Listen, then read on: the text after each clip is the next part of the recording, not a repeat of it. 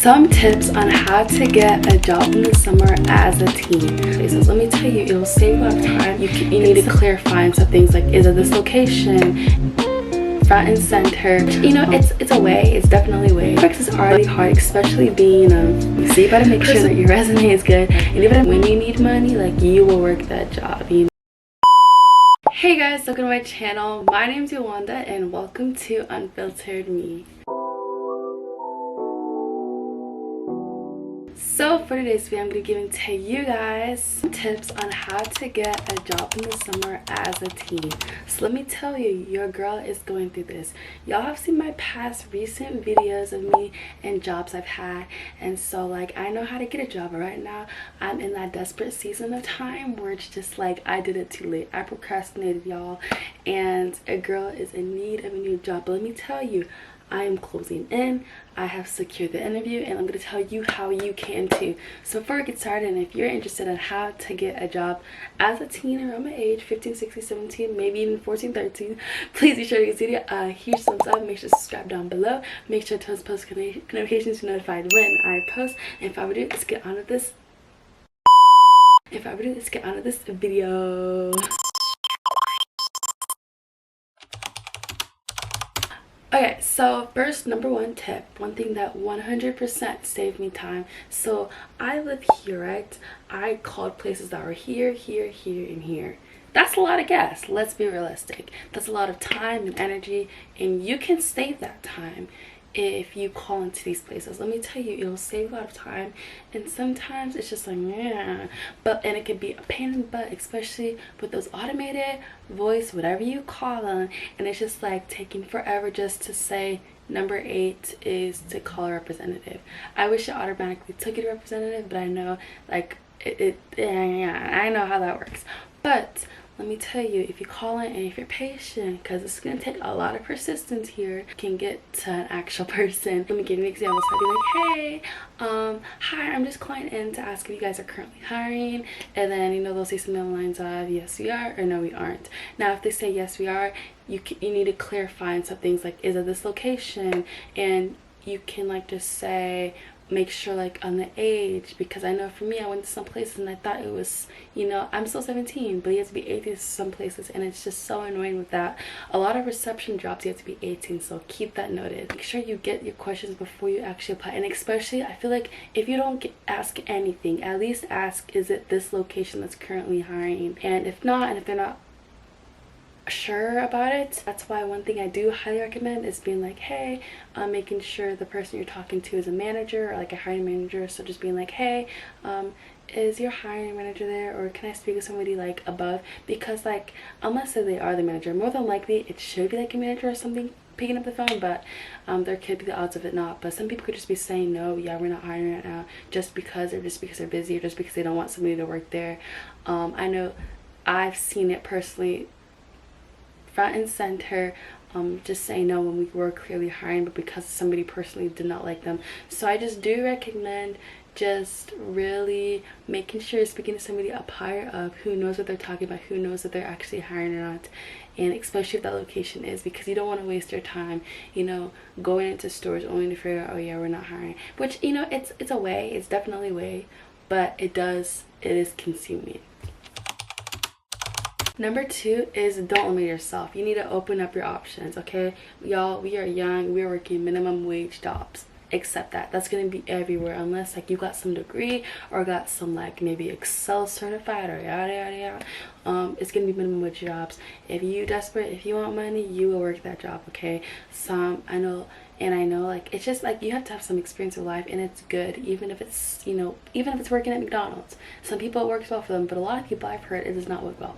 At the end of the day, you got some experience there, you made money, and I feel always good like making my own money. It definitely teaches you a lot. It makes you never want to come back again, but hey, it's an experience, and we all gotta go through some things, and some things are very character building. And I know working at some certain jobs, especially at one of my past ones where it was like actually toxic environment, it definitely taught me a lot in my worth in the workplace because this lady did not want to give me a raise, and I worked for her for an hour, and that's when I told her peace out, and I left that establishment. Don't limit yourself. You know, I think one of my downfall is that I literally applied to like 15 Starbucks and told myself I'm making it into one of them.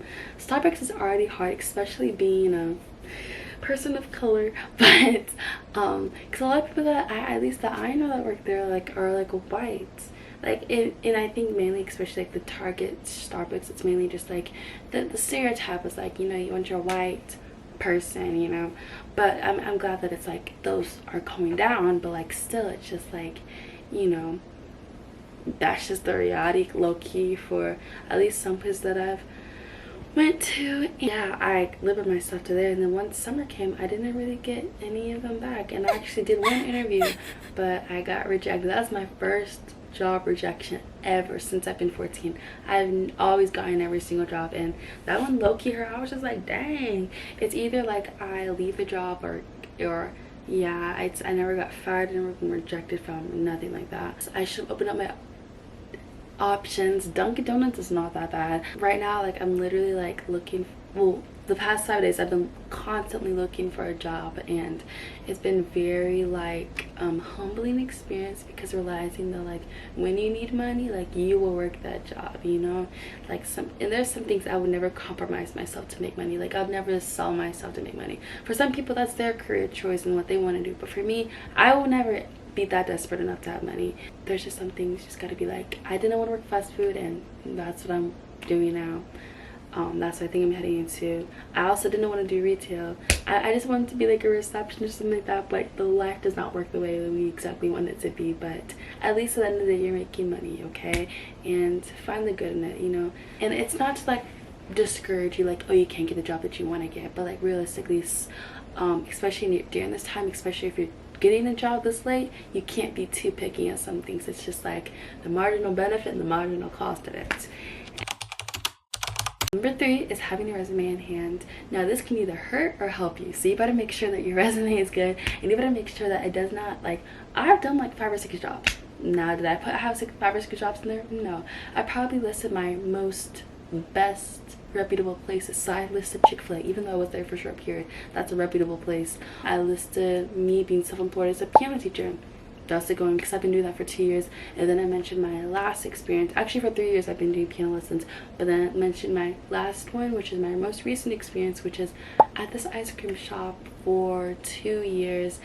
And it just shows that you're there for long, and then like you just like, you know, having a resume on hand is good, especially during a thingy. You could just like show them like, hey, like, you know, like I like, you can like use me, like I'm a good applicant. It like definitely like sets you up above more than other people. And like I know some people don't have experience, and I don't think it's like one of those things where it's just like, we're not gonna hire you if you don't have a resume, because, you know, like it's a minimum wage job, so it's just like everybody gotta start somewhere. And a lot of teens that are this age going into these minimum wage jobs, a lot of people don't have a lot of experience. For me, I did, because I've been working since I'm 14, but a lot of people don't. And I know a lot of people my age who are getting their first jobs now, so it's just like, if you don't have a resume, it's okay, but if you do have experience, write that down, okay?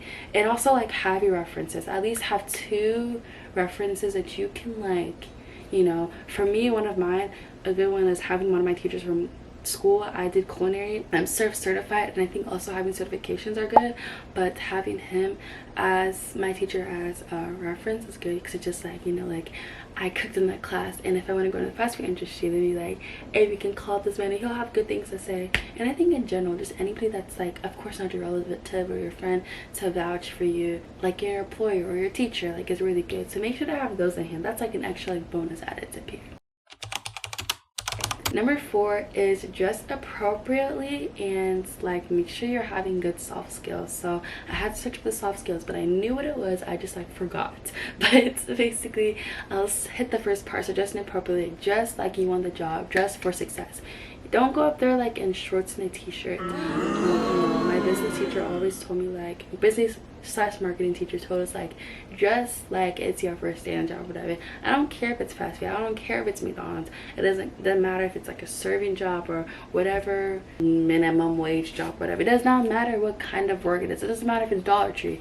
Like, literally, like, dress like you want the part, okay? They gotta know that you're serious and that it just says a lot about you. Like if you come here with the ripped jeans and with like a tank top, it just shows like, okay, she's not that serious about it. It just kind of like gives an image. Like that may not be who you are, but like compared to, and I'm not saying that's entirely like a deal breaker for some places, but for a lot of establishments, it's just like, you know, like, and I think it's good practice into the real world. Like you wouldn't go into your big girl or big boy job wearing like shorts and like a tank top. Like you're gonna wear something like formal because like, you know, unless it's like your job to not have to wear that kind of attire. But it's just like, still, even if I, you know, if it wasn't like a formal job, I would still dress up somewhat to show that like I care about where I'm at, you know.